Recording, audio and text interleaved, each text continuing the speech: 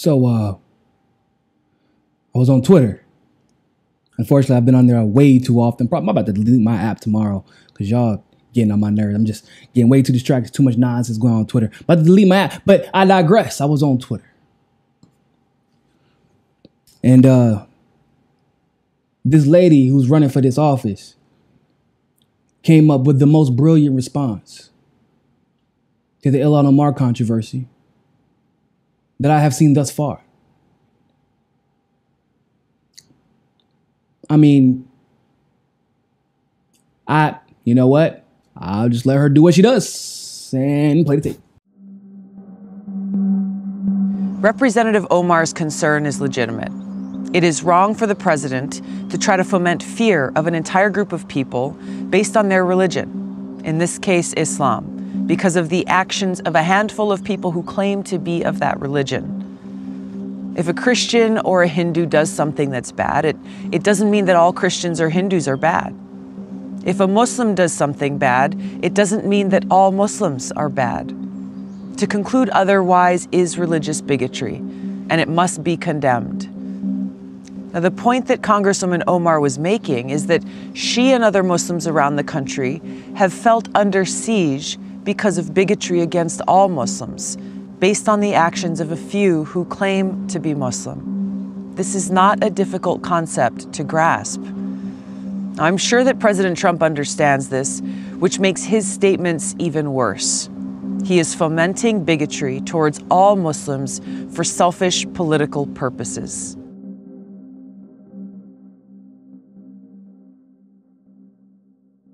And once again, Tulsi freaking Gabbard knocks it out of the park. Okay.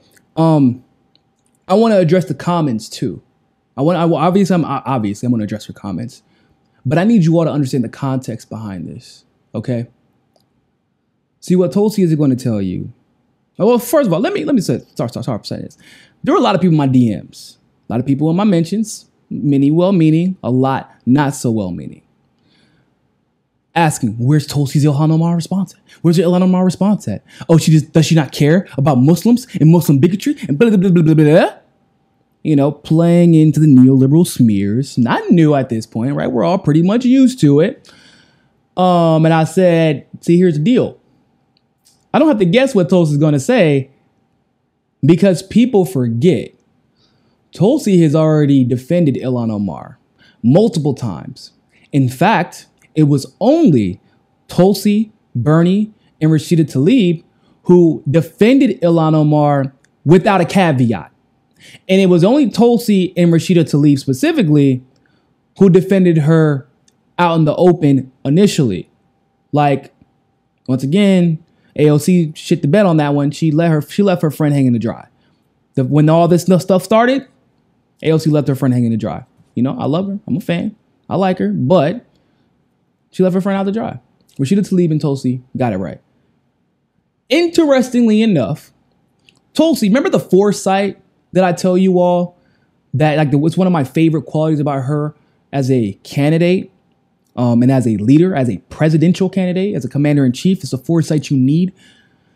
Tulsi saw where this was going weeks ago and made sure to address this nonsensical association that the GOP was trying to make with Ilhan Omar in 9/11 because she's a Muslim.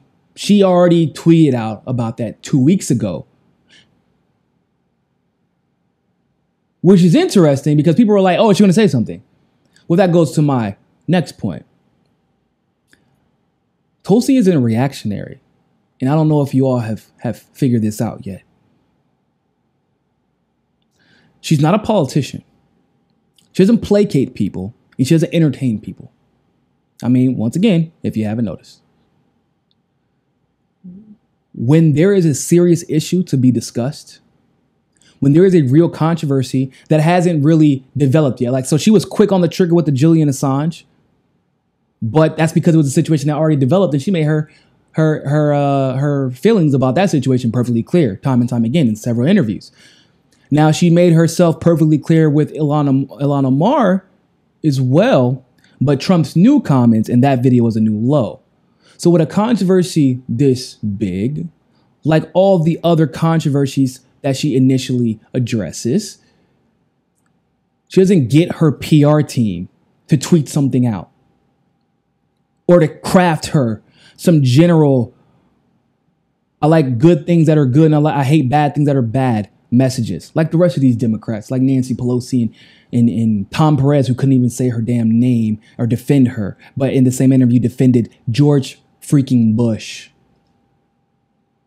But she took the time to put together a well-produced video to address not only the issue at hand, because you can address the issue at hand, but see, this issue is easy to address. This was like a no-brainer for her to address it. Of course, because all the other Democrats found it easy to address now that there is a Democratic consensus against Trump. So of course they're going to speak up. But Tulsi doesn't speak up because other people are speaking up. She dedicates the time, the energy, the effort necessary and due to issues that are not only about politics, but have a bigger implication in regards to how we interact with each other as a whole, as humanity.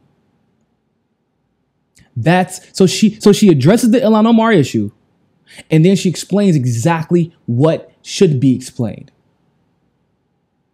That clearly those Wahhabis, likely Saudi Arabian Muslims, quote unquote, are not representative of the rest of the Muslim. Like I said, they are no more representative of the rest of the Muslim world as Trump and his administration is representative of the rest of the Christian population. No. And to believe that, if you believe that those Wahhabis who bombed us are representative of Islam, then you got to look in the mirror then, because Trump is not doing a good job representing Christianity. That's coming from someone who grew up in a Presbyterian Christian church. She didn't put out a soundbite. She doesn't do that. Who else dedicated? And by the way, once again, she's not going to tell y'all. She was volunteering, doing community service all weekend. Visited a bruised and battered women's shelter. Was doing interview after interview, going to a plethora of events. Also visiting homeless people. She has 1/100th of the staff that the rest of the presidential candidates have. And she's the only one who took the time to do an entire well-produced video to address it. So you don't have to guess whose words these are. You don't have to guess if she really feels whatever way she feels about the situation. You don't have to guess where she stands on Ilhan Omar. She stands right beside her. And she dedicated that time, that energy, and that effort that this issue deserves. I'm so glad that Tulsi called out the bully for what he is, because he is one. Like Trump cares about 9/11. He has no problem with propping up Saudi Arabia. He has no problem with any of that, but he has problems with everybody else who isn't Saudi Arabia. How convenient. I thought you didn't like Sharia law, but Saudi Arabia is damn near the only country that practices it. And you love that royal family, don't you? The rest of the Democrats basically shit the bed, except for Bernie. AOC made up for it for like her past comments. And Rashida Tlaib, as usual, on point. But we have to discuss something else. Tulsi defended Ilhan Omar on multiple occasions.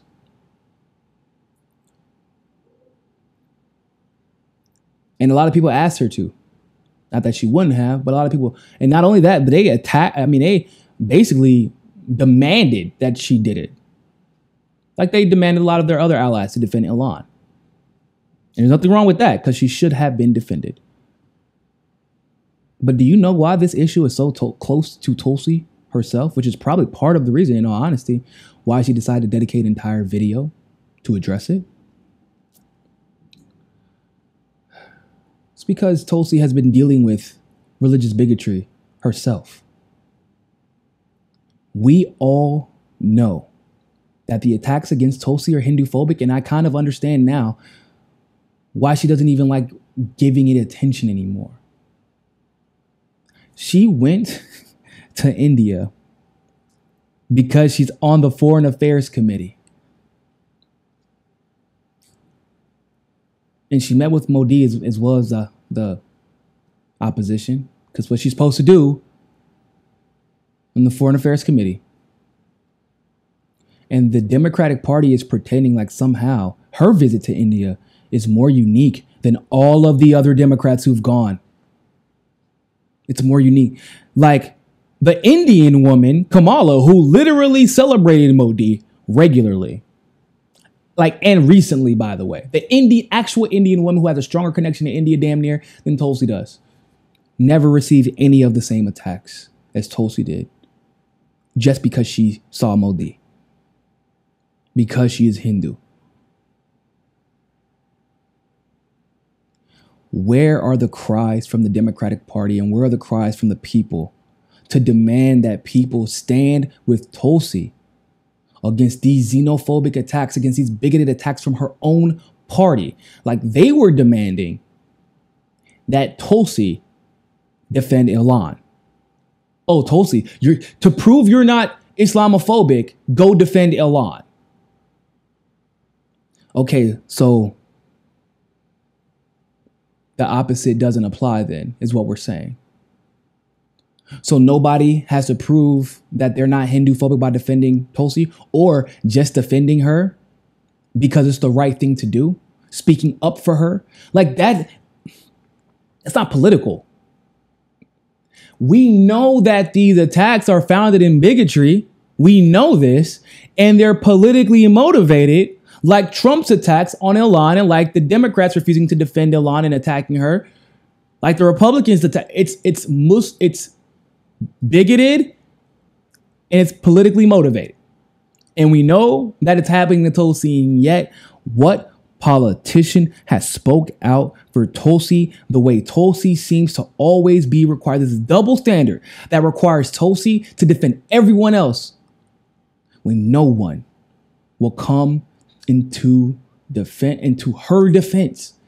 Nobody will go in her defense. Tulsi is better than me. I mean, because a lot of people stayed silent, have stayed and are staying silent about the smears against her.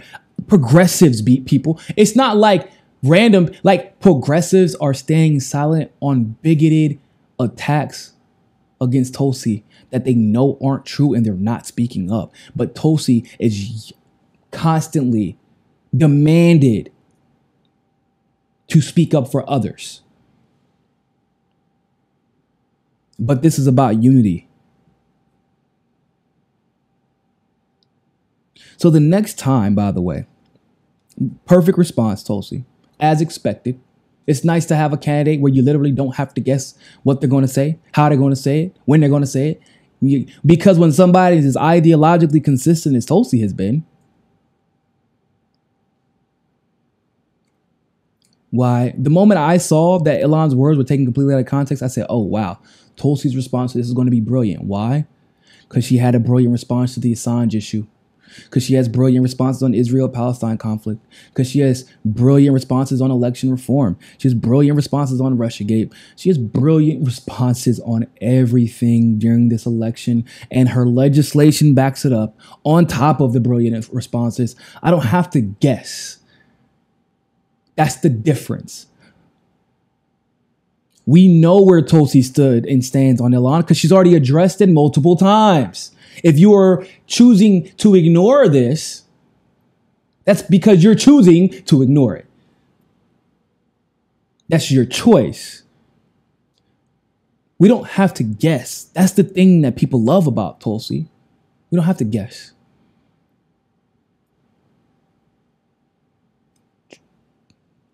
What else is there to discuss if we aren't going to reciprocate that sympathy, empathy, and compassion that we expect to see from others? Is this all political theater? Do any of you actually care about the issues of racism and religious bigotry and xenophobia? Do any of you actually care about this? Progressive, this is for you. Because if you do, then you'd be in the streets demanding that the Democrats defend Tulsi like they defended Ilhan. But the odds are they probably won't, because there's not a democratic consensus on Tulsi, so it's not okay. It's a damn shame, bro. That's the only time the Democratic Party can stand up to racism and bigotry, is when there's finally a consensus on it, because they didn't even stand up to it the first time with Ilhan. Has to be a consensus on it. They have to be able to make someone be the victim before they can speak up. Didn't know that speaking out against xenophobia required a consensus from your party. Thanks for watching that segment of Mika Says Sukasa. Don't forget to join us on Roku and catch our Roku exclusives. Also, help us reach our goal of 500 patrons on Patreon. You can also follow us on Twitter, Facebook, and JustNForm.com. But more than anything else, always remember, find your balance. Peace.